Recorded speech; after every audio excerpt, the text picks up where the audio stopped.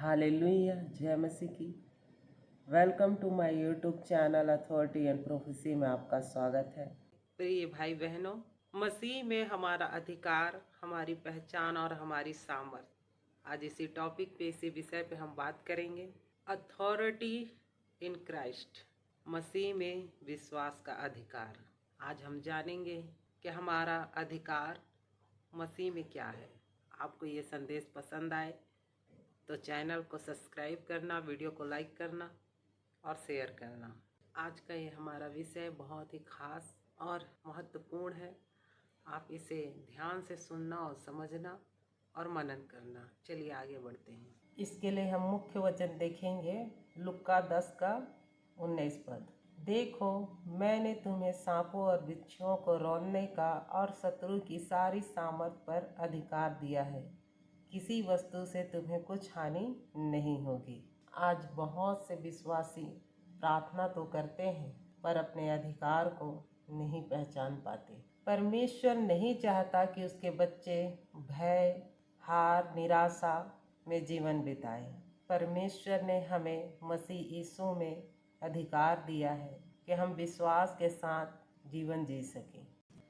अधिकार से जुड़े उन 10 महत्वपूर्ण बाइबल वचनों को देखेंगे, वे कौन कौन से हैं, और नेक्स्ट वीडियो में इन वचनों को विस्तार से जानेंगे।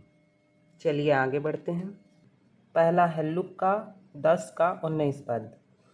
वचन कहता है, देखो, मैंने तुम्हें सांपों और बिच्छुओं को रौंदने का और शत्रु की सारी सामर्थ पर अधिकार दिया है। आगे बढ़ते हैं। मत्ती 28 अध्याय का 18 से 20 पद। वचन कहता है, स्वर्ग और पृथ्वी का सारा अधिकार मुझे दिया गया है। इस वचन में यीशु अपने अधिकार के आधार पर चेलों को भेजते हैं। नेक्स्ट है मरकुस 16 अध्याय का 17 से 18 पद। वचन कहता है, जो विश्वास करेंगे उनके साथ ये चिन्ह होंगे कि वे मेरे नाम से दुष्ट आत्माओं को निकालेंगे।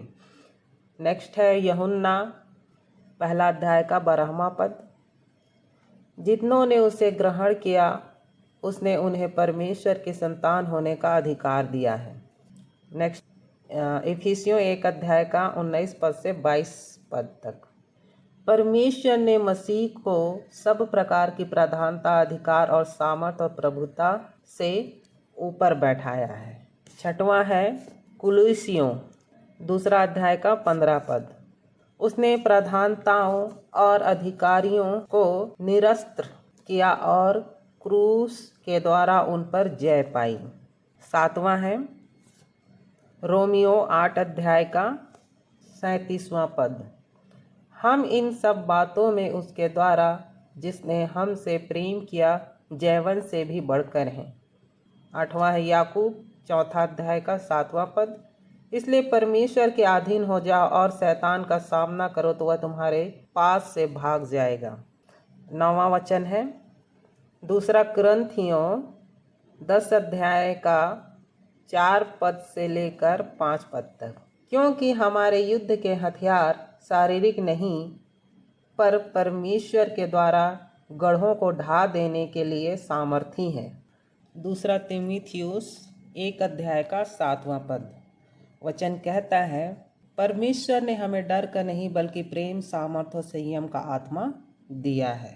यह वचन हमें सिखाता है कि उसके बच्चे यानी कि परमेश्वर के बच्चों को डर में जीवन बिताने की आवश्यकता नहीं है। यह वचन हमें सिखाता है सामर्थ यानी कि पावर, चुनौती का सामना करने के लिए। यह वचन हमें सिखाता है प्रेम, लव, परमेश्वर और लोगों से प्रेम करने के लिए। यह वचन हमें सिखाता है संयम यानी कि सुबुद्धि, self control and sound mind, सही निर्णय लेने और स्थिर रहने के लिए। हालेलुया। परमेश्वर ने अपने बच्चों को भय में जीने के लिए नहीं बल्कि विश्वास और अधिकार के साथ जीने के लिए बुलाया है। जब हम प्रभु यीशु मसीह को अपना उद्धारकर्ता मानते हैं, अपना उद्धारकर्ता ग्रहण करते हैं, तब हमें उसके नाम में अधिकार मिलता है। यह अधिकार हमारा अपना नहीं बल्कि यीशु मसीह के नाम से मिलता है। इसलिए हम पाप, भय, निराशा और शैतान के चालों का सामना विश्वास के साथ कर सकते हैं। हालेलुया। अधिकार के साथ जिम्मेदारियां भी होती हैं। नेक्स्ट एपिसोड में हम वचन को विस्तार से जानेंगे और यह अधिकार कहाँ से आता है, कैसे आता है, ये भी जानेंगे। और अधिकार के साथ जिम्मेदारियां भी आती हैं और क्या जिम्मेदारियां आती हैं, इसे हम नेक्स्ट वीडियो में जानेंगे। आइए हम सब प्रार्थना में जाएंगे। हे स्वर्गीय पिता, धन्यवाद कि आपने हमें यीशु मसीह में अधिकार दिया। हमारी सहायता करें कि हम इस अधिकार को घमंड से नहीं बल्कि प्रेम, विश्वास और पवित्रता के साथ प्रयोग करें। हमें हर दिन आपके वचन में स्थिर रखें और वचन पर चलने की सामर्थ्य दें और हमारे जीवन से आपकी महिमा हो। प्रभु यीशु मसीह के सामर्थी नाम में प्रार्थना को मांगते हैं, आमीन। हालेलुया।